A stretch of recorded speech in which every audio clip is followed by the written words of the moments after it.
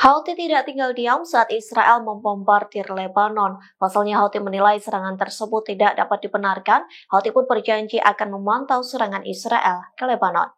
Dikutip dari Tribunnews.com, hal itu disampaikan pemimpin Houthi Abdul Malik Al-Houthi dalam pidatonya pada Minggu 23 Maret 2025 yang menegaskan posisi Yaman yang tegas berprinsip mendukung Hizbullah dan rakyat Lebanon.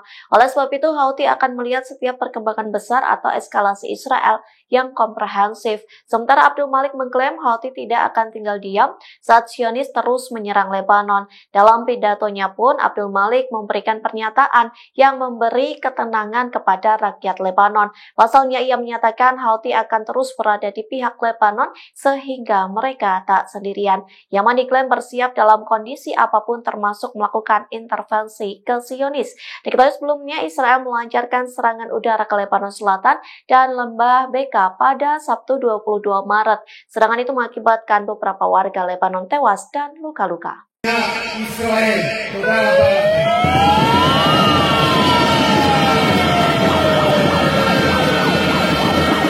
Sebanyak 100.000 warga Tel Aviv melakukan aksi unjuk rasa dan menggeruduk kantor Perdana Menteri Israel Benyamin Netanyahu pada Minggu 23 Maret.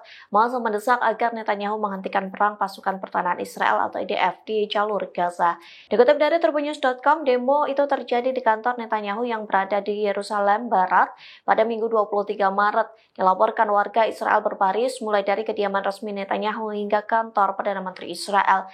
Jumlah peserta aksi unjuk rasa semakin tumpah ruah lantaran Netanyahu memecat Kepala Badan Intelijen Shin Bet Ron Bar dan Jaksa Agung Gali Baharaf Miara. Warga menilai keputusan Netanyahu hanya demi mempertahankan kekuasaannya saja.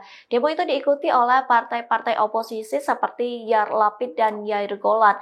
Bersama warga, mereka menentang kediktatoran Netanyahu yang mendapat sambutan riuh dari massa.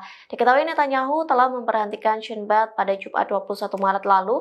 Ini menjadi sejarah bagi Israel lantaran baru pertama kalinya pemerintahan memecat Kepala Badan Keamanan.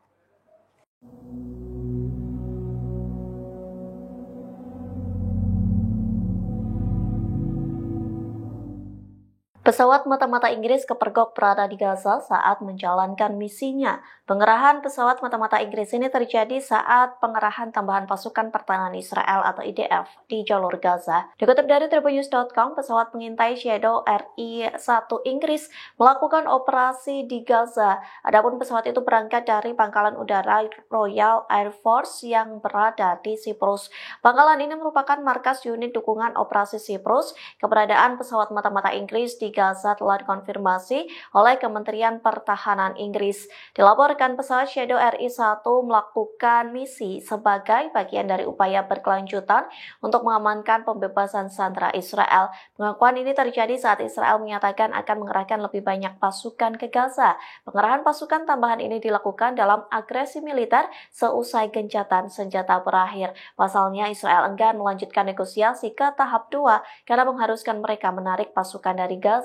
Selain itu, Israel juga tidak mau membuka blokade bantuan masuk ke wilayah Gaza.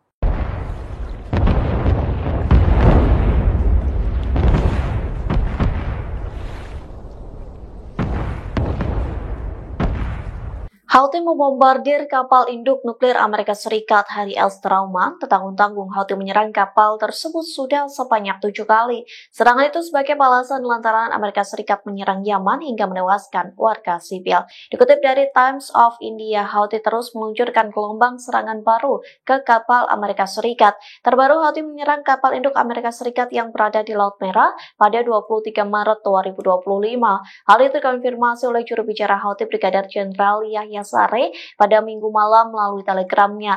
Sare mengonfirmasi Houthi berhasil menargetkan kapal induk bertenaga nuklir Amerika Serikat, yakni Harry S. Truman. Serangan ini menjadi ke-7 kalinya serangan Houthi dalam waktu kurang lebih 1 minggu saja. Terlebih Amerika Serikat telah melancarkan 2 serangan yang menargetkan kota Sada Yaman pada hari Minggu. Dikutip dari Al-Mayadin, serangan itu dilaporkan setidaknya mengakibatkan 1 orang tewas dan beberapa lainnya terluka. Kementerian Kesehatan setempat meminta pertanggungjawaban politik dan moral dari Amerika Serikat. Pihaknya juga mendesak agar komunitas internasional mengecam Amerika Serikat yang telah menyerang wilayah Yaman. Download Tribun X sekarang, menghadirkan lokal menjadi Indonesia.